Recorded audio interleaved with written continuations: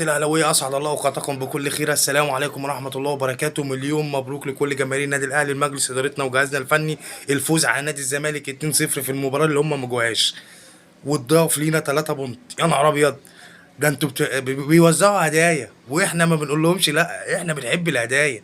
يا جدع يا جدعان، يا ريت كل مره على كده.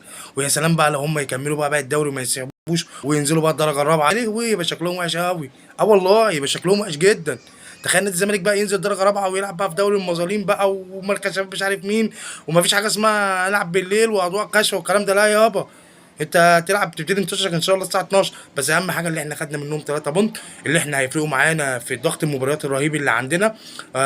راحت لعبنا، اللعيبه بتاعتنا ارتاحت واستشفى كويس جدا. ان شاء الله عندنا ماتش يوم الجمعه، ماتش يوم الجمعه مع فاركو. ان شاء الله نقدر نكسب، وان شاء الله النادي الاهلي بطل الدوري. مش هنسيب الدوري لحد.